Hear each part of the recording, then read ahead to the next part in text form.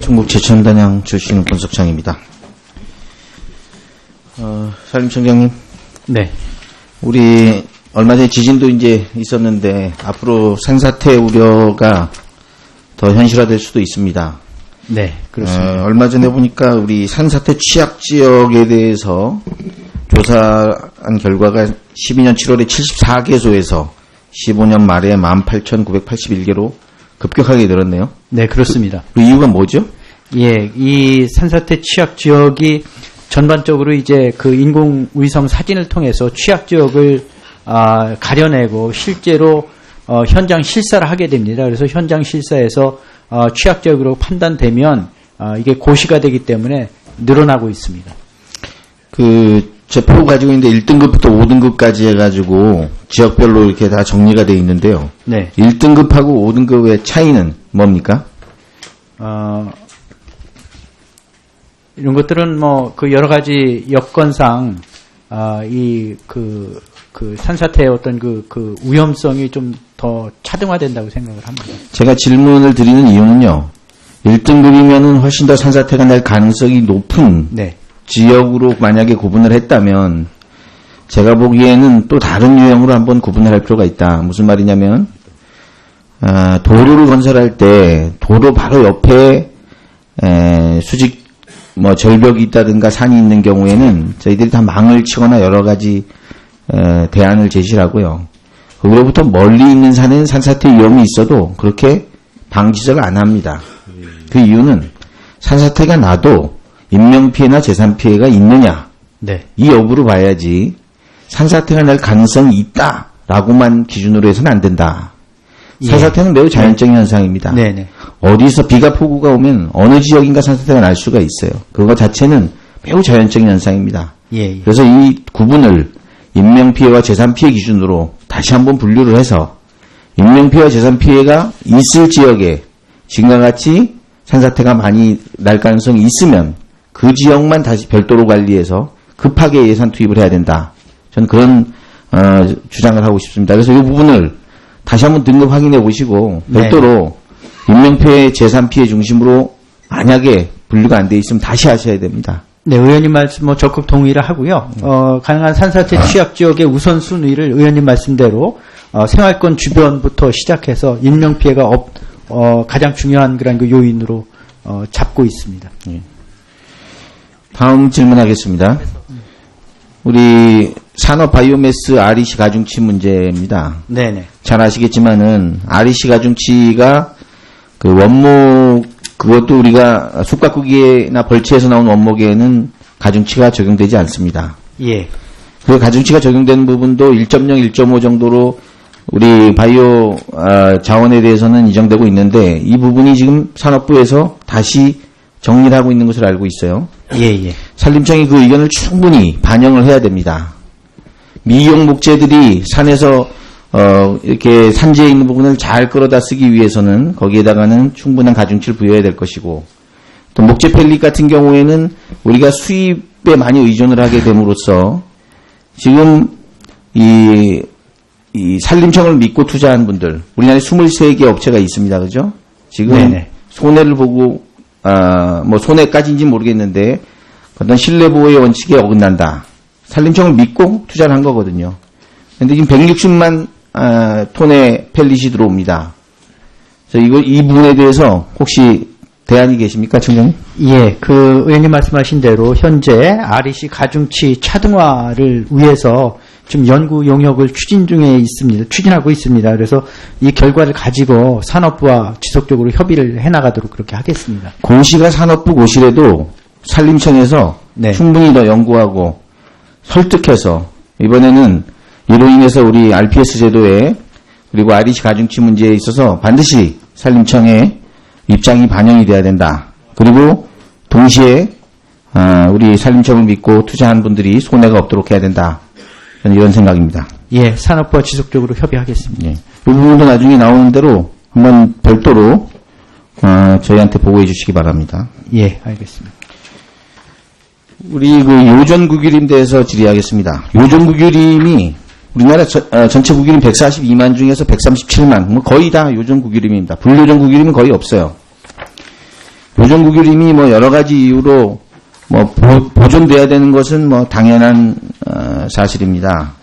그런데 제가 여기서 지적하는 것은 우리 지역의 민원이 있어서가 아니라 쭉 한번 살펴봤더니 기존의 업체가 이미 요정국유림을 사용하고 있는데 그것이 확장하려고 하는데 여러 가지 규정에 의해서 확장이 안 돼서 곤란을 겪는 업체들이 좀 있습니다.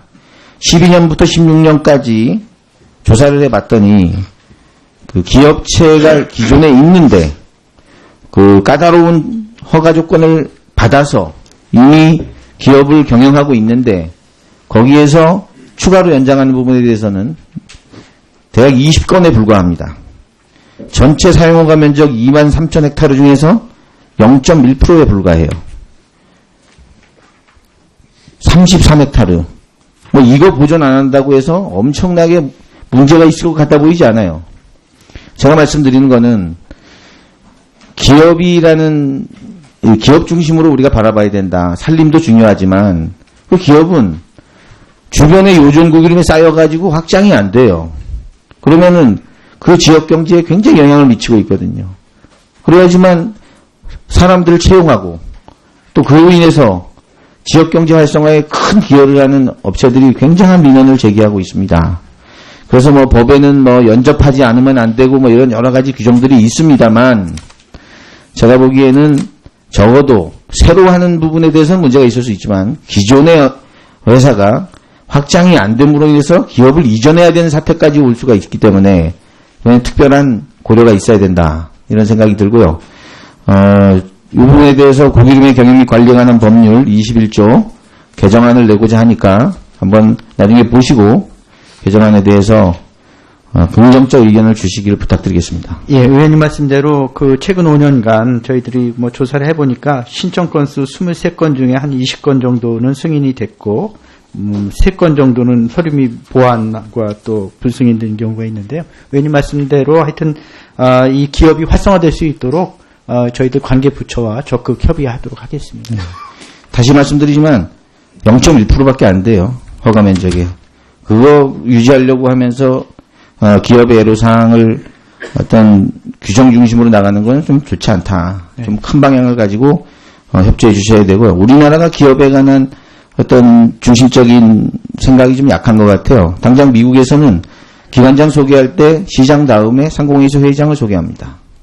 뭐 경찰서장, 검찰총장 이런 거, 판사 이런 분들 안 하시고 우리가 기업에 대해서 조금 더 좀 우리 경제에 도움을 주는 고마운 사람들이다라는 좋은 생각으로 산림청에서도 시각을 바꿔주시기를 부탁드리겠습니다. 예, 의원실과 적극 협의하도록 하겠습니다. 다음 질문하겠습니다. 이수프로 아시죠? 네, 알고 있습니다. 요번에 이제 여기 두 가지가 있던데 제가 오늘 들어가 봤어요. 그 사이트는 잘 돼 있어요. 보니까.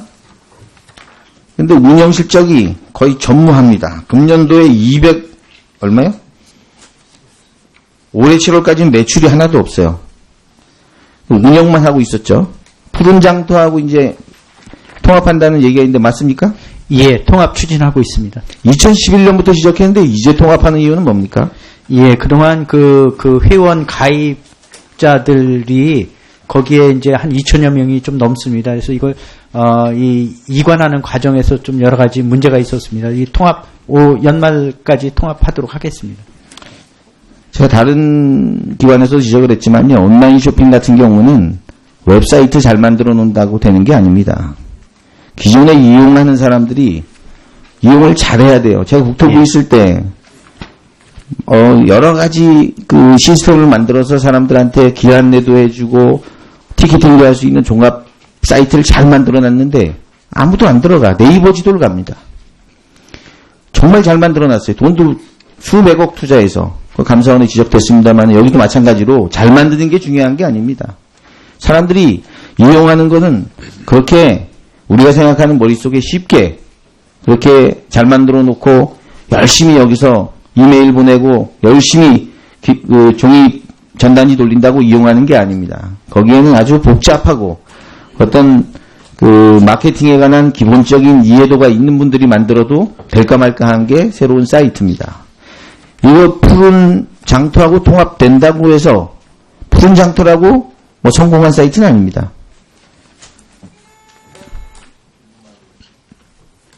조금 푸른 장터보다가 조금 이수표보다 낫다는 거죠. 제가 그래서 계속 어느 기관이든지 가서 이렇게 그냥 탁상에 앉아서 이렇게 하면 되겠지 하는 식으로 해서 사이트 만들고 이렇게 해서 수백억 날리고 수십억 날린 그런 부분 계속 지적합니다. 이거는 11년부터 지적되는데 아직까지 안 됐다는 것은 상당히 문제가 있고요.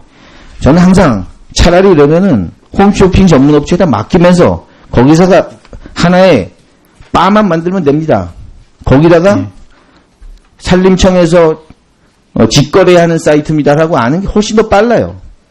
만드는 비용보다 판매도 잘 되고 훨씬 더 홍보도 잘 됩니다. 뭐 그 홈쇼핑이 어느 업체든 간에 우리나라 1, 2위 하는 데다가 옆에다 하나 만들어 놓는 게 훨씬 더 잘 된다는 겁니다. 우리 탁상 우리가 여기서 앉아서 생각하는 것과는 좀 다른 그런 부분이고요. 마지막입니다. 산림경영지도원. 우리 농업지도사에 비해서 뭐 형편없어요. 그죠? 예. 예. 예, 그렇습니다. 예. 예, 예.